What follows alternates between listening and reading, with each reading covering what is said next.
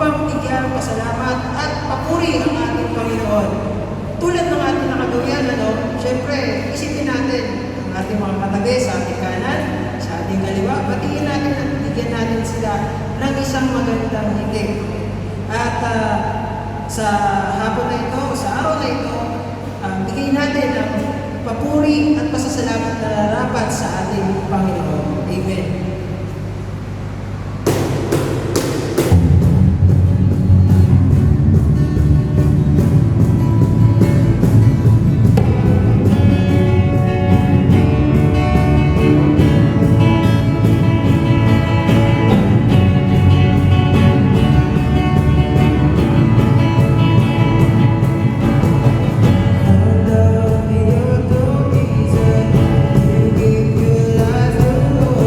you.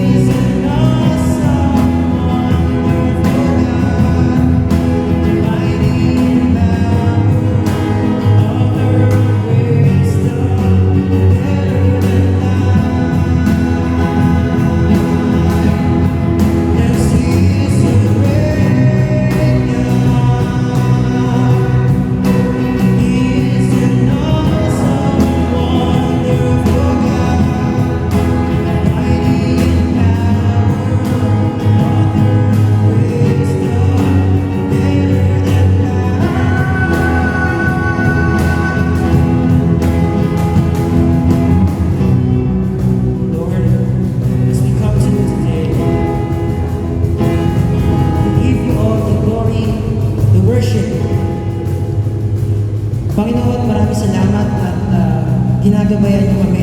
Tunay nga ang pagkadakila niyo, ang pinakadakila sa lahat, Panginoon. Pinapanalangin namin ang aming buhay, Panginoon, ang buhay ng aming mga mahal sa buhay, Panginoon. Naway, paglambigin niyo pa ang aming kaisipan, ang aming puso, Panginoon. Punuin niyo po ito ng pag-ibig niyo, Panginoon. Sa lahat ng aspeto ng aming buhay, naway kayo ang mauna, Panginoon. Ang inyong kadakilaan, Panginoon, naway bumalot sa amin, Panginoon, nang kami maging biyaya rin sa iba, Panginoon. Alam namin, Panginoon, hindi kami perfecto, Panginoon. Kayo lamang ang pinakadakila at kayo lamang ang perfecto, Panginoon. Kaya naman, dinadalangin namin, Panginoon, na sa bawat araw ng aming buhay, kayo ang aming maging inspirasyon. Dinadalangin namin ito sa pangalan ng iyong anak, si Jesus. Amen at amen.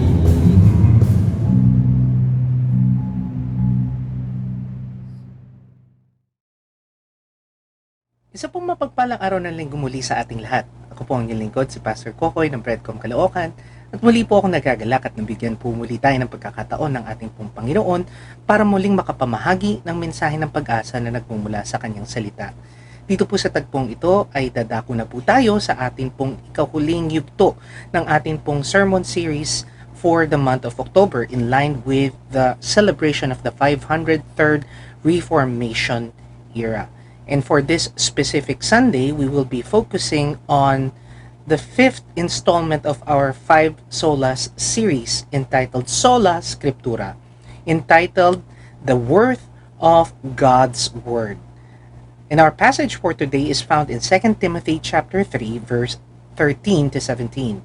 But before we start, I would just like to invite each and every one of you today to come join me as we pray and seek the Lord's guidance in our study for today. Manalangin po tayo.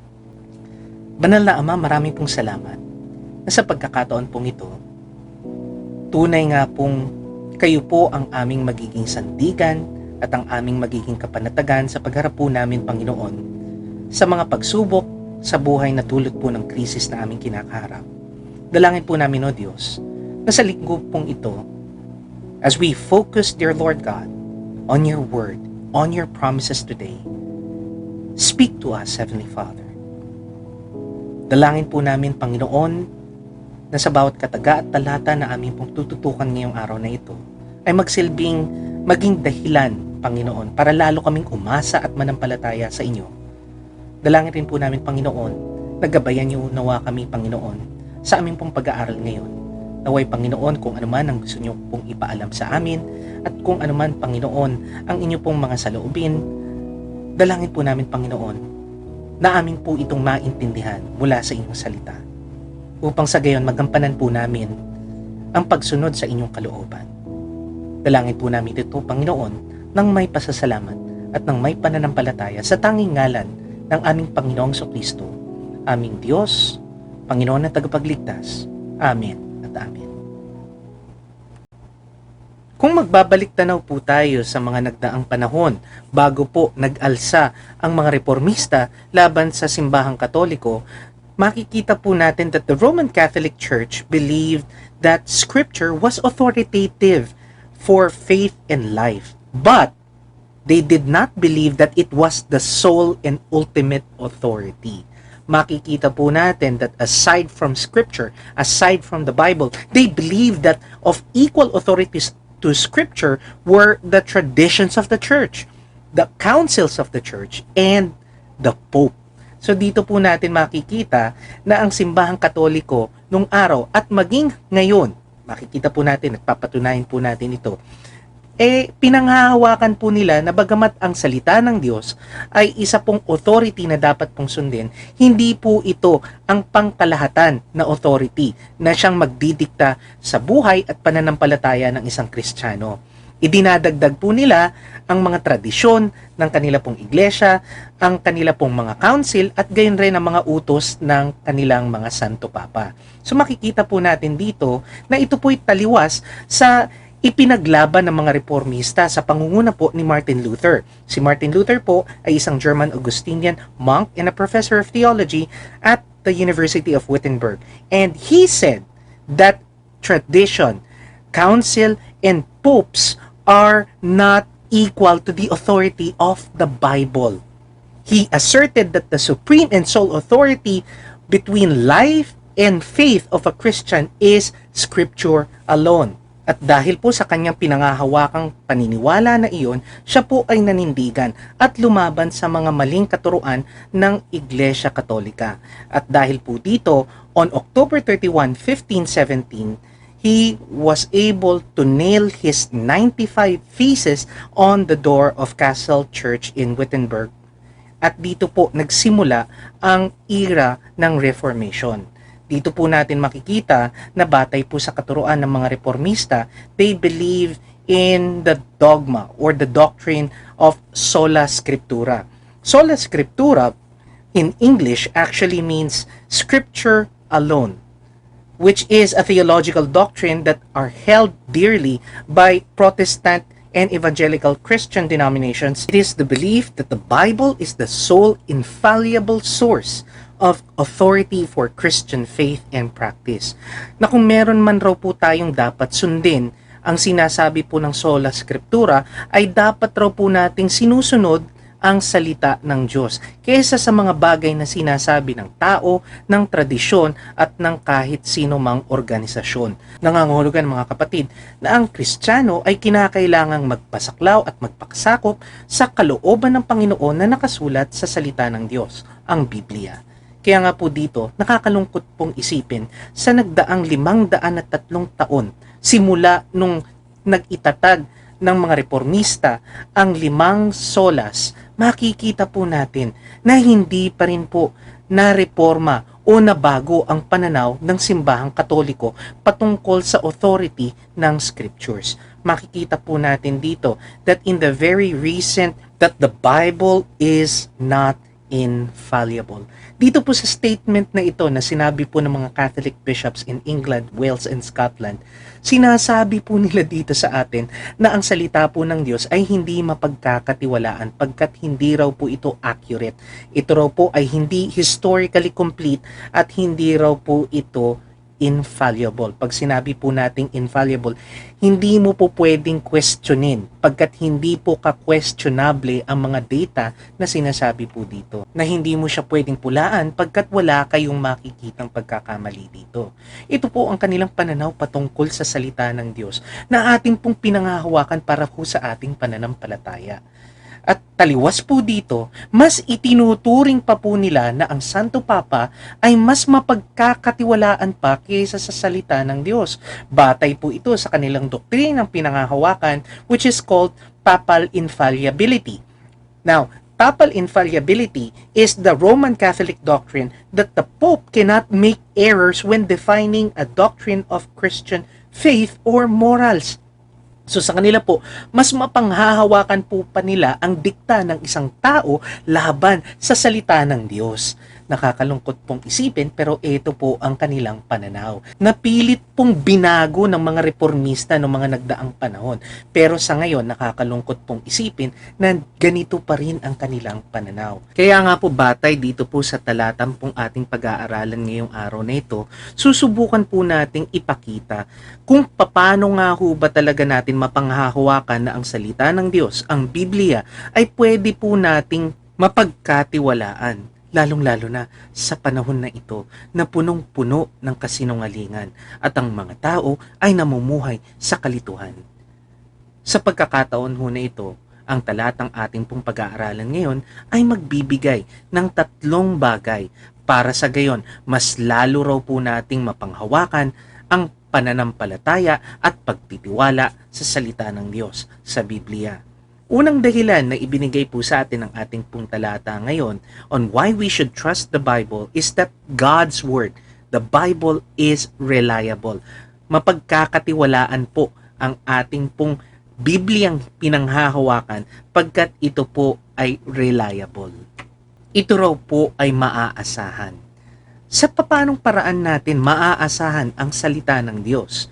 Sinabi po ni Apostol Pablo in 2 Timothy chapter 3 verse 13 that the Bible that we are holding is reliable to defend us from deception.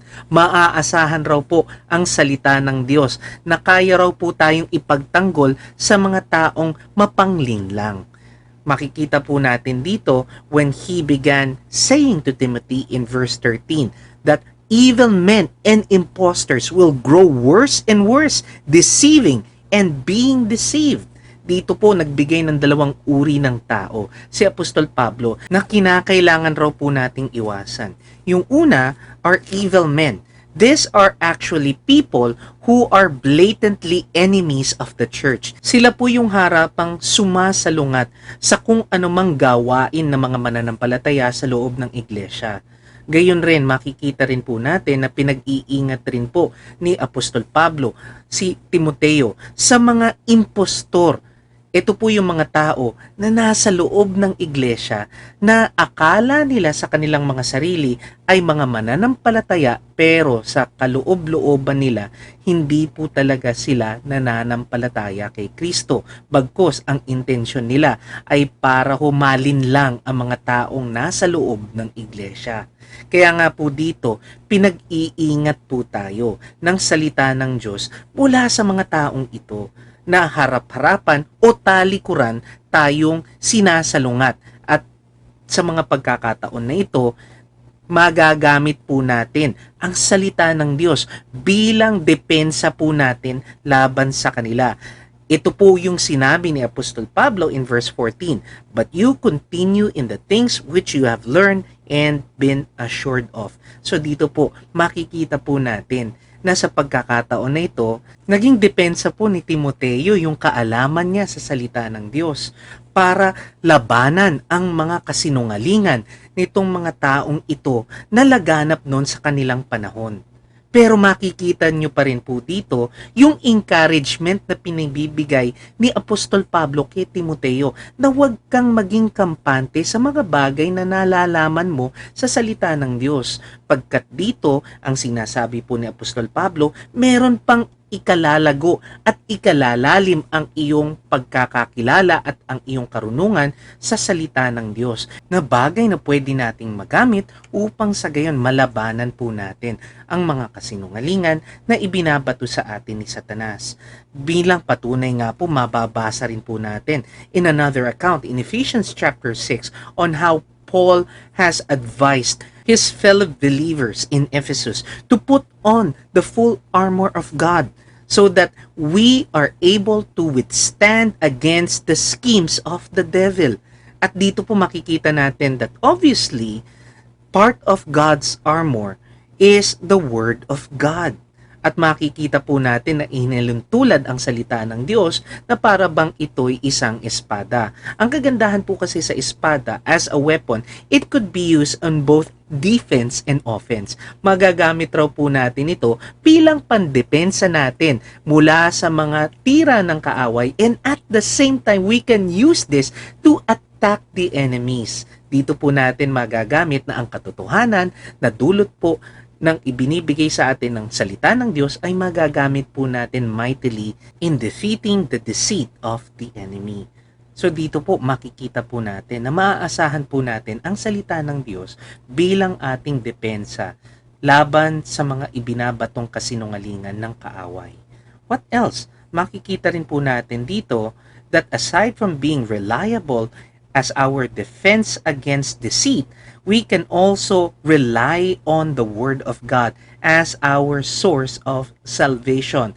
It is reliable to depend on for salvation, just like what Paul has encouraged to Timothy in Timothy chapter 3 verse 14 in the last part. It says there, knowing from you have learned them.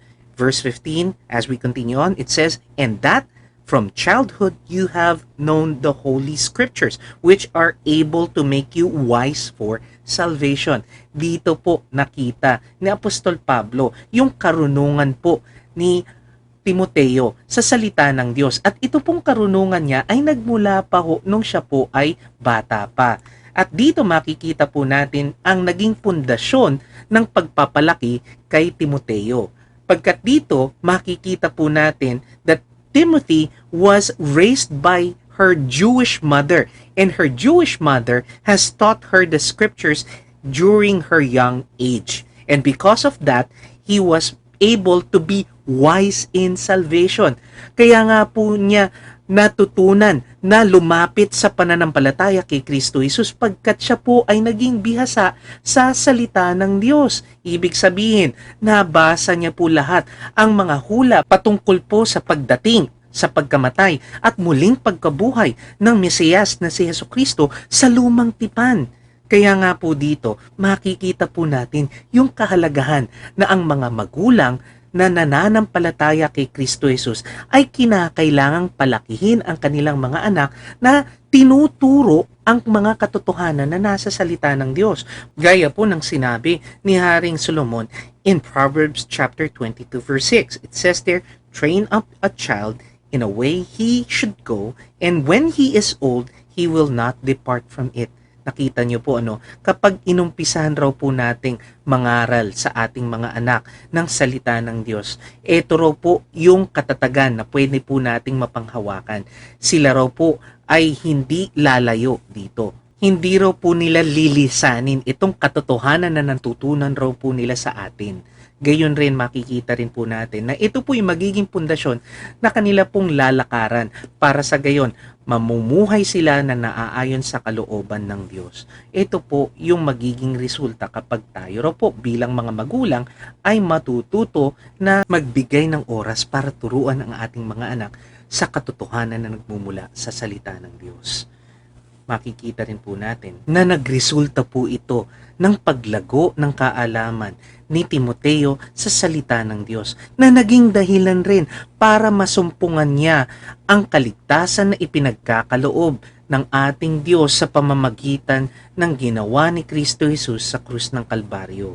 Kaya nga po makikita po natin dito, Timothy was able to grow in wisdom, so that led him to be wise enough to understand that salvation can only come by faith in Christ Jesus.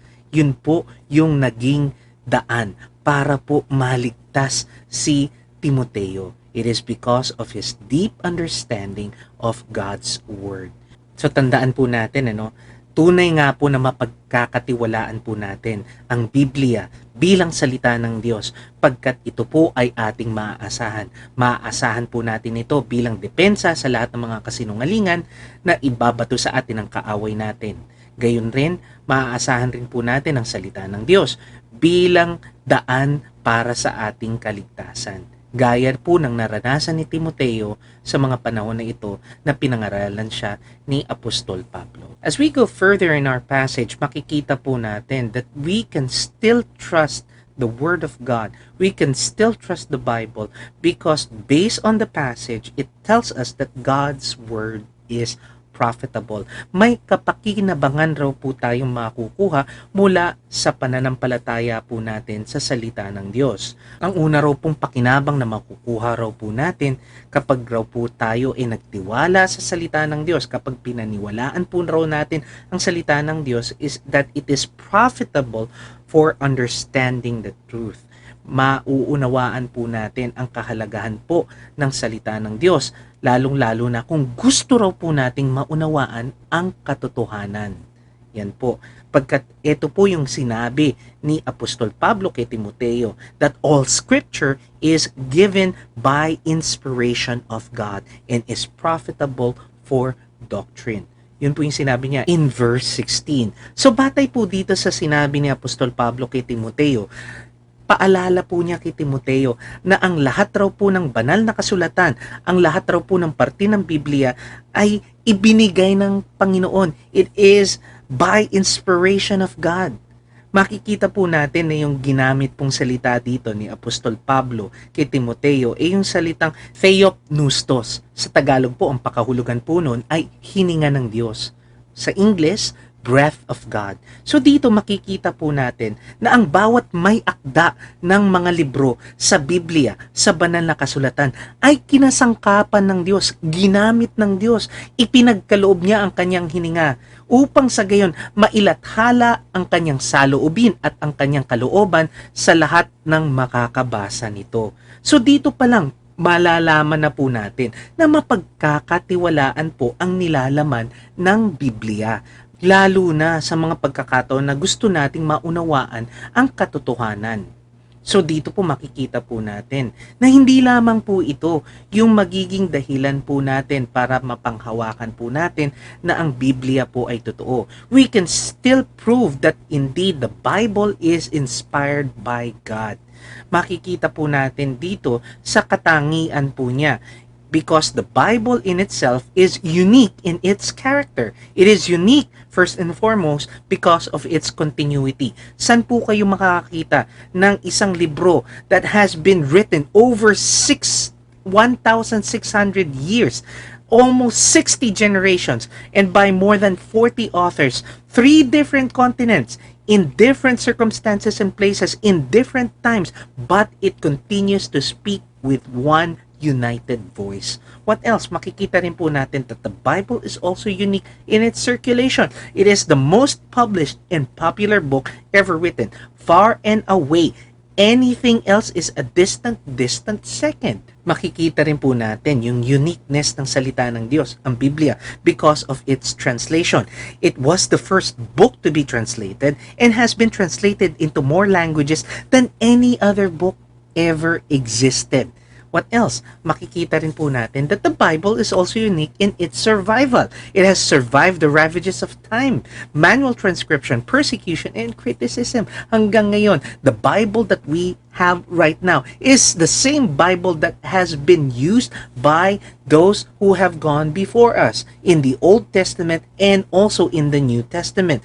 Those who have suffered, both Jews and Christians. Makikita po natin that it is the same Bible. Also, the Bible is unique in its honesty. Dito lang po kayo makakita ng isa pong libro that tackles with sin and failures of its heroes. Pinapakita po na ang mga bayani po sa istorya ng Biblia ay hindi po mga perpektong tao, bagkus mga makasalanan ho sila at marami pa pong mga kapalpakang mga ginawa in a manner quite unknown among ancient literature. Kasi dito po, kung ihahalintulad po natin ang Biblia sa mga kasabayan po niyang mga kasulatan nung araw, lalo na in depicting heroes o yung mga bida po sa kanilang mga istorya, mapapansin po natin ang pagkakaiba kasi pinapakita rin po yung kanilang katangian na meron po silang mga kamalian at meron rin po silang mga kapalpakang ginawa. What else? Makikita rin po natin that the Bible is unique in its influence. The Bible has had far and away a greater influence on culture and literature than any other book in existence. So dito po makikita po natin na tunay nga pong kakaiba ang Biblia sa iba't ibang libro na pwedeng ipagkumpara sa kanya. Another thing that can prove that the Bible is indeed inspired by God is the fulfillment of its promises. Makikita po natin dito that all of the promises that were made in the Bible, both in the Old Testament and in the New Testament, have been fulfilled or in the process of fulfillment. Gaya po ng sinabi ni Apostol Pedro in 2 Peter chapter 1 verse 19. Nung nakita po niya sa buhay at kamatayan at muling pagkabuhay ng ating Panginoong Sokristo ang lahat ng mga naging hula sa lumang tipan when he said, we also have the prophetic message as something completely reliable and you will do to pay attention to it as to a light shining in a dark place. So dito po, makikita po natin dito yung pinaghuhugutan ni Apostol Pedro na maging siya po mismo na malas po niya sa kanyang sariling mata na ang lahat po ng mga naging prophecy in the Old Testament has come true indeed in the life, death, and resurrection of our Lord Jesus Christ. Mapapatunayan po natin talaga na ang Biblia po ay tunay nga po na mapagkakatiwalaan. lalong-lalo na sa paghahanap po natin sa katotohanan pagkat ito mismo ay nanggaling sa Diyos.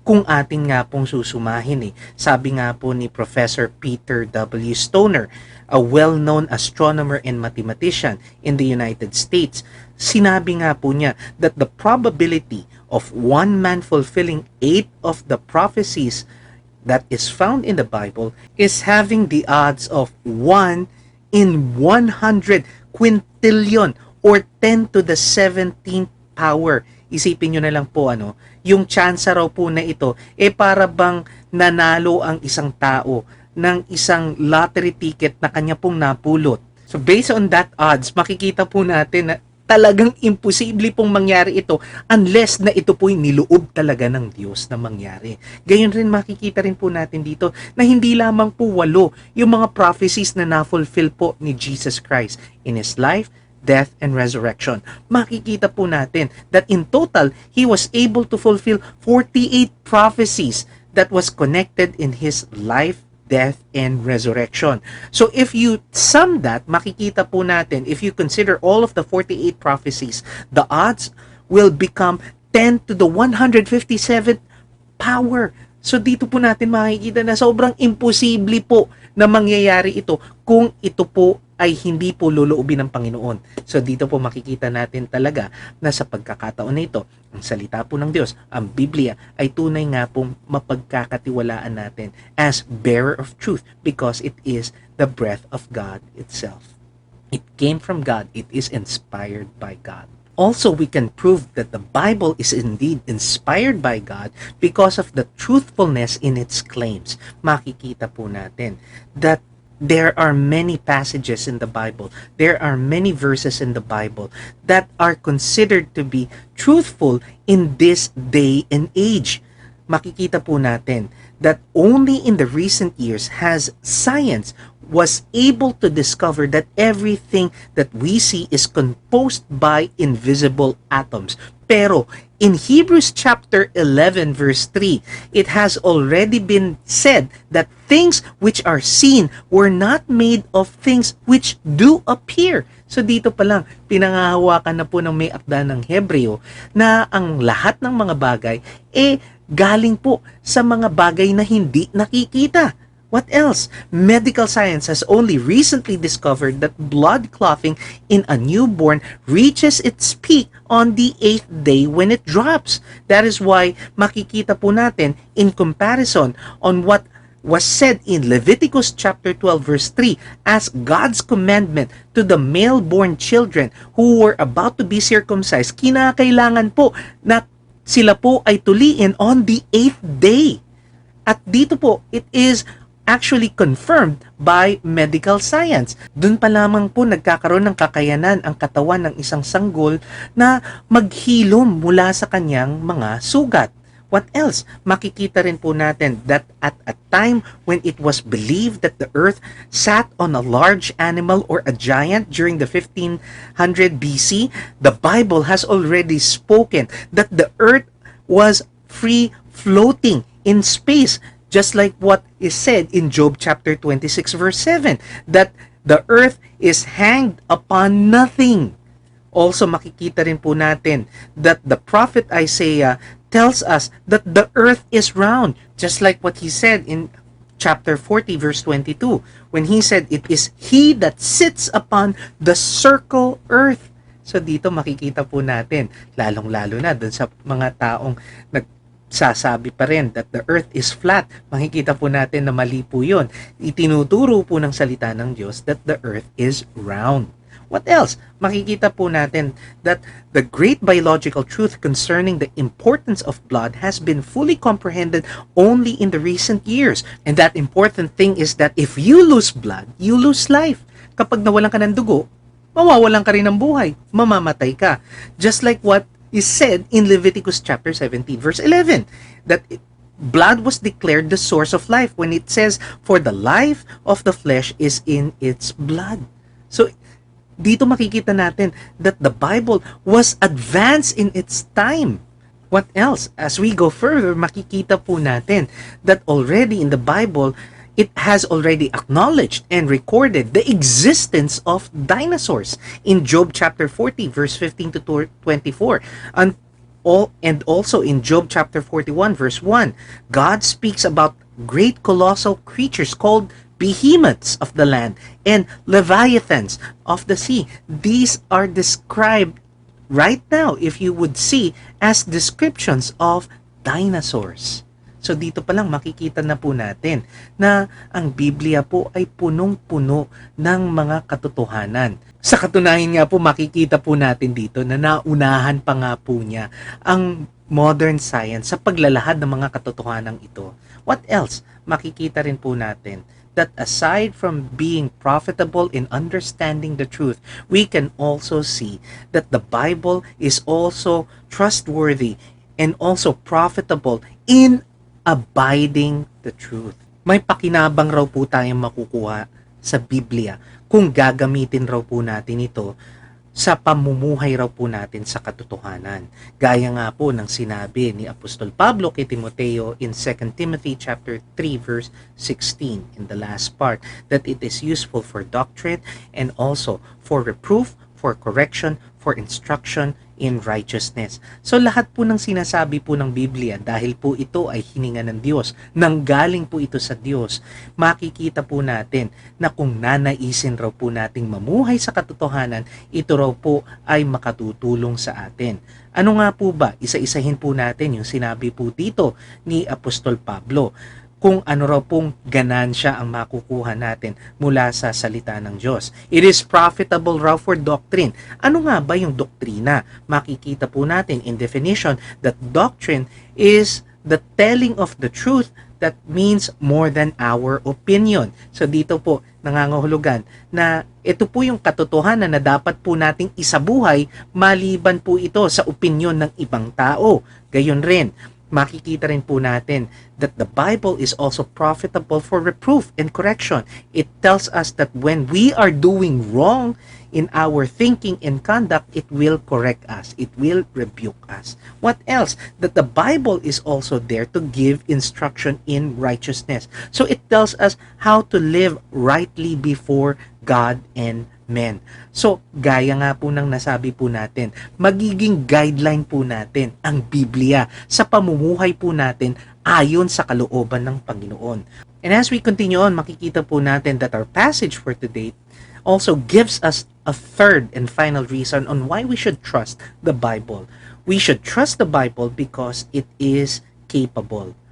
And what and how does the Word of God capable of doing in our lives? Makikita po natin that the Bible is capable in completing us, just like what Paul said to Timothy in 2 Timothy chapter 3 verse 17. He says that the man of God may be complete. Sa papanong paraan ho ba nagiging kumpleto ang isang tao?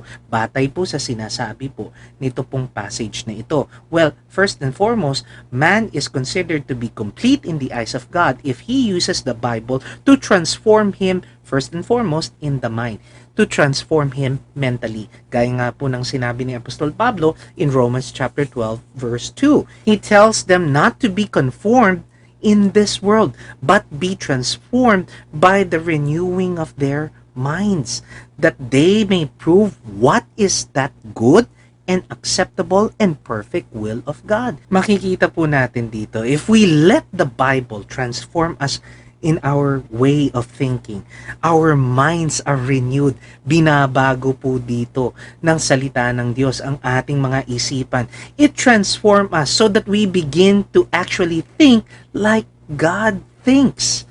So dito po natin makikita na in tune po ang ating isipan sa kung ano man ang iniisip ng Panginoon. At dahil po doon, we are considered to be complete in the eyes of God. Hindi na po tayo kulang. Kasi nakikita po natin dito na naiintindihan na po natin bahagya ang nalalaman ng Panginoon at ang iniisip ng Panginoon sa lahat ng pagkakataon.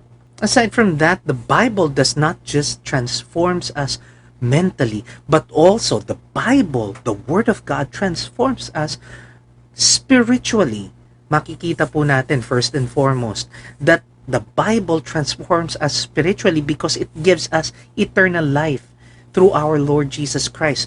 just like what is said in 1 Peter chapter 1 verse 23. Also, aside from that, the Bible spiritually cleanses us, just like what Paul said in Ephesians chapter 5 verse 26. Also, the Bible gives us power against demonic spirits, which is also said in Ephesians chapter 6 verse 17. The Bible brings spiritual power to heal our bodies, just like what is said by Jesus in Matthew chapter 8 verse 16. Also, the Bible brings us spiritual strength, just like what it has promised in Psalm chapter 119 verse 28.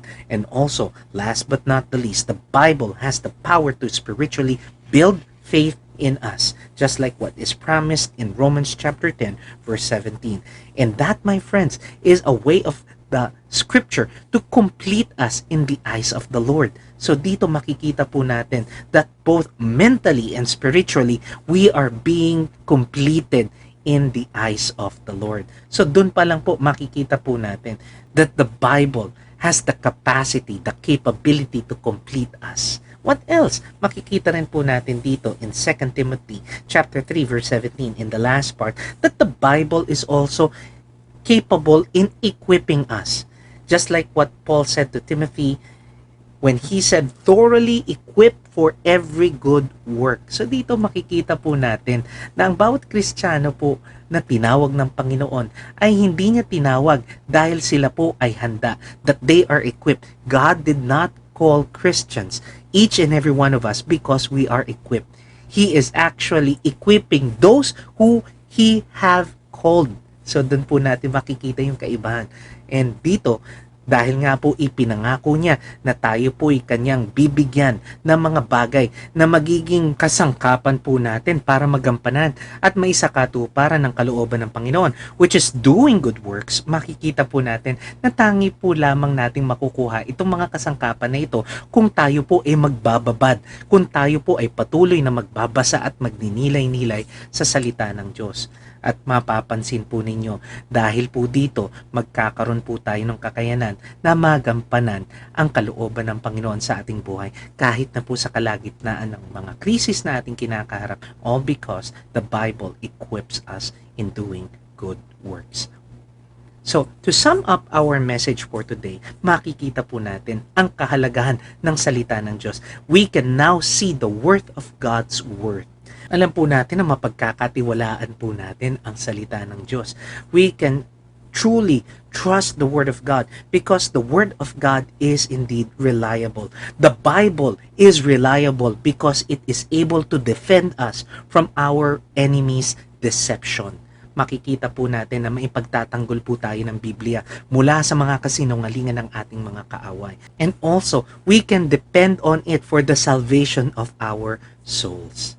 Aside from that, makikita rin po natin that the Bible, the Word of God, is also profitable. Meron po tayong makukuhang kapakinabangan sa Biblia pagkat ito po ay tumutulong sa atin in discerning the truth.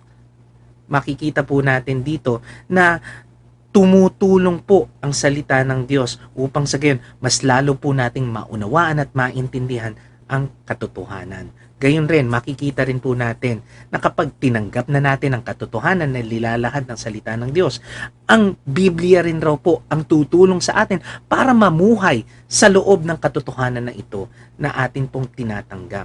What else? Last but not the least, makikita po natin that the Word of God, the Bible, is capable in completing us to do God's will. And also, the Bible is also ready and capable in equipping us to do God's will. So makikita po natin dito that indeed the Word of God is trustworthy, and that is, my friends, the worth of God's Word. So as we conclude our message for today, tandaan po natin na ang bawat isa po sa atin ay kinakailangan na manampalataya sa mga katotohanan at sa mga pangako na inilahad ng ating Panginoon sa Biblia, sa kanyang salita. Pagkat maituturing raw po na ang isang taong nananampalataya at ginawang pundasyon ang salita ng Diyos ay maitutulad sa taong nagtayo ng bahay sa isang malaki at matibay na bato.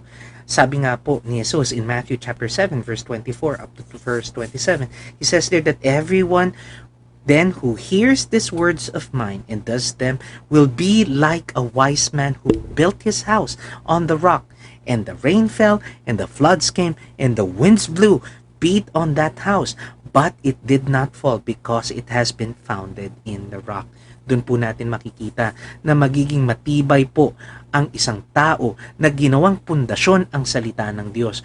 Na sa kahit na anumang krisis o problema, suliranin ang dumating, na dulot na rin na itong panahon na ito ng pandemic, hindi po siya mabubuwal, hindi po siya matutumba, pagkat ang kanya pong pundasyon ay isang bato na matibay, ang salita ng Diyos. What else? Makikita rin po natin that in Psalm chapter 19, verse 7 to 11, King David encouraged us to continue to trust in the word of the Lord. He says that the statutes of the Lord are trustworthy, making wise the simple. The precepts of the Lord are right, giving joy to the heart. The commands of the Lord are radiant, giving light to the eyes. The fear of the Lord is pure, enduring forever. The decrees of the Lord are firm, and all of them are righteous. Than much pure gold. They are sweeter than honey from the honeycomb. By them your servant is warned. In keeping them there is great reward.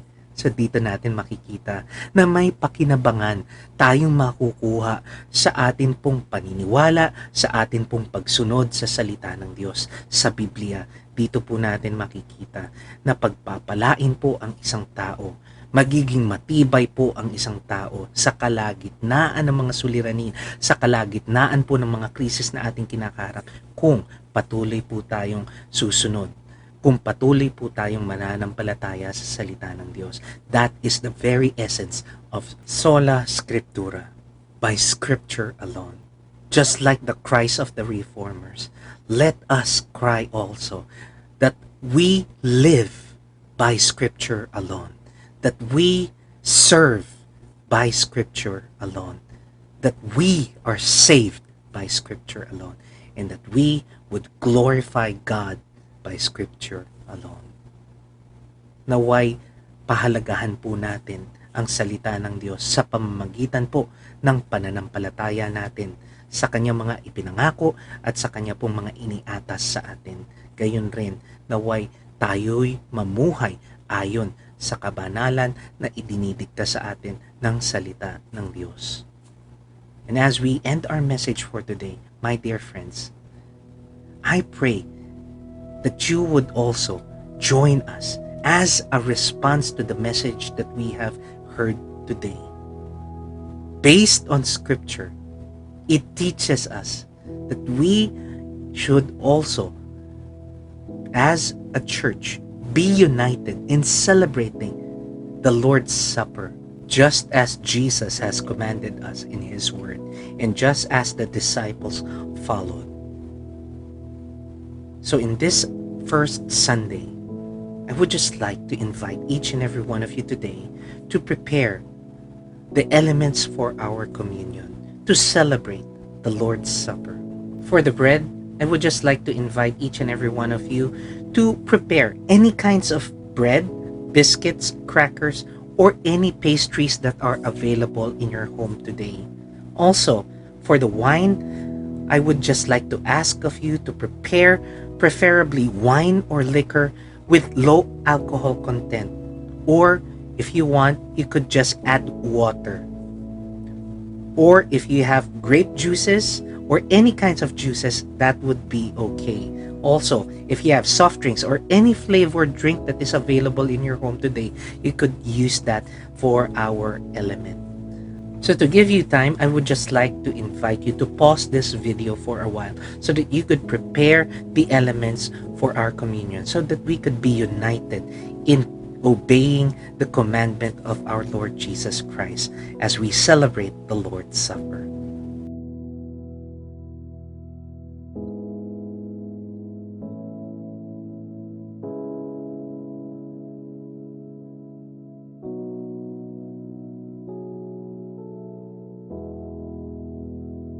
If you have prepared the elements For the Lord's Supper, I would just like to invite each and every one of you today to join us as we celebrate the communion for this first Sunday.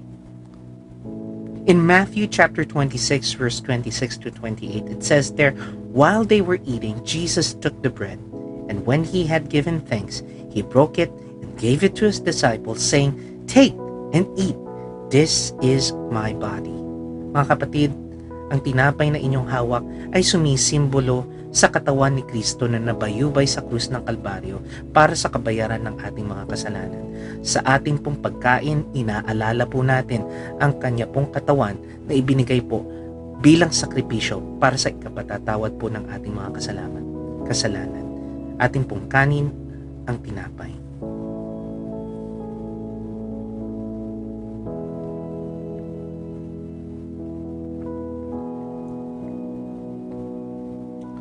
Then he took the cup, and when he had given thanks, he gave it to them, saying, Drink from it, all of you. This is my blood of the covenant, which is poured out for many for the forgiveness of sins. Ang alak po na atin pong iinumin ay sumisimbolo po sa dugo ni Kristo na dumaloy sa krus ng Kalbaryo para sa ikapatatawad ng kasalanan ng buong sanlibutan. Sa ating pong pag-inom na ito, ating pong inaalala ang dugong dumanak sa krus para sa ikapatatawad ng ating mga kasalanan. Ating pong inumin ito ng may pag-asa na siya po ay muling darating para sa ating lahat. Ating pong inumin ang alak.